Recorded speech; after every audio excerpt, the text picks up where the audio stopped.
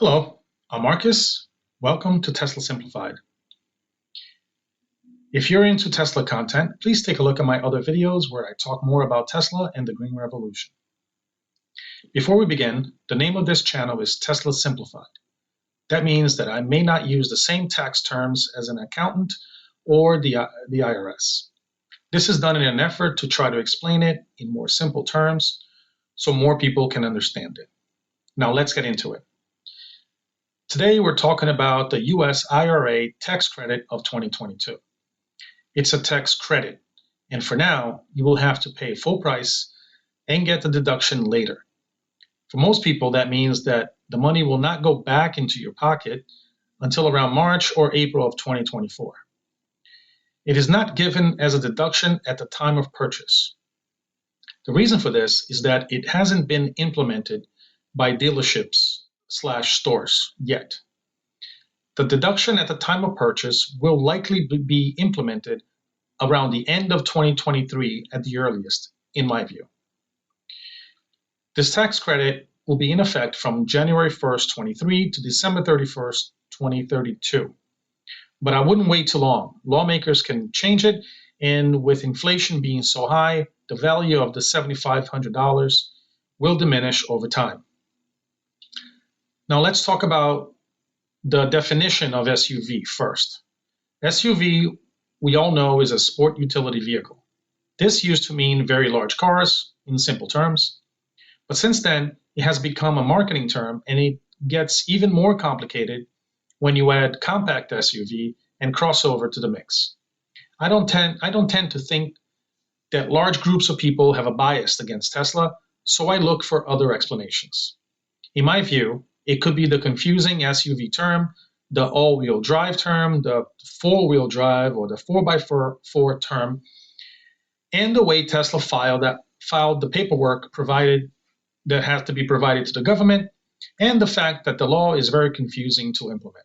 So no, I don't think the government is out to get Tesla. Some individuals, politicians, and companies, yes. The whole of the US government, no, not in my view. Going back to the topic, to be eligible for the two-part $3,750 that make up the full $7,500 tax credit, the maker must, one, assemble their EVs in the US, and two, must in 2023 get 40% of the battery materials from the US and other 20 countries in the world who have free trade agreement with the US. This percentage will be going up year over year.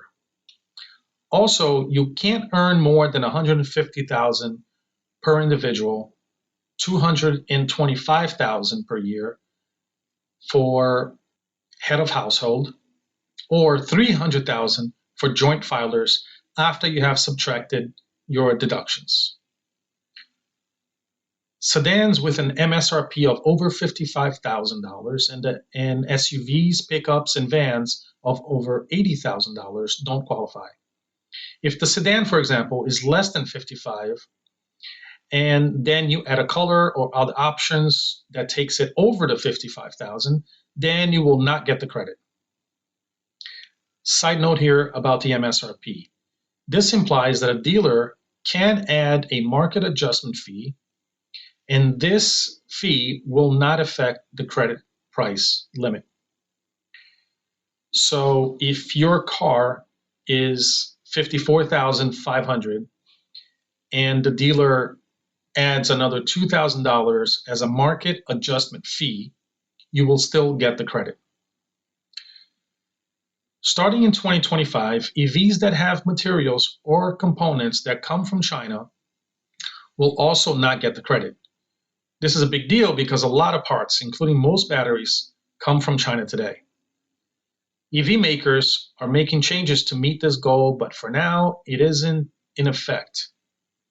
But keep it in mind if you're going to purchase it at a later time. This can definitely cause some problems in 2025 for buyers who expect to get the credit then. Car companies are not good at doing things quickly. So to put it more simply, let me just give you a list of the cars who as of right now, seems to be eligible for the tax credit. The Cadillac Lyriq, the Chevy Bolt EV, and the Bolt EUV, the Ford F-150 Lightning, Pro XLT, and the Lariat trims, the Ford E-Transit van, the Ford Mustang Mach-E, the Nissan Leaf, the Rivian R1T and the R1S, both dual motor adventure only. The Tesla Model 3 rear wheel drive, the long range in the future perhaps, if Tesla prices it below the 55,000 when they start taking orders again in 2023, and the performance trim is too expensive, so that's not going to get you the credit. So for the Model 3, only the rear wheel drive at the moment.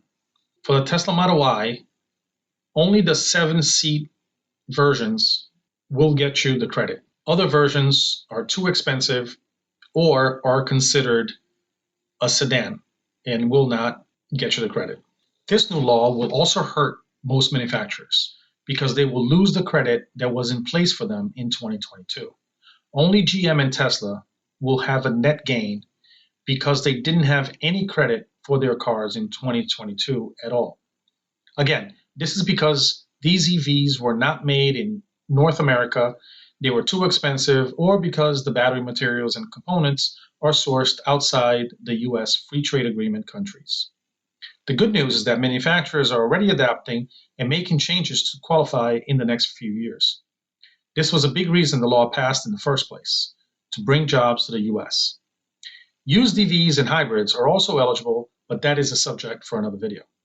Well, that's it for this video. Please like and subscribe. Let me know your thoughts and comments. Thank you for watching.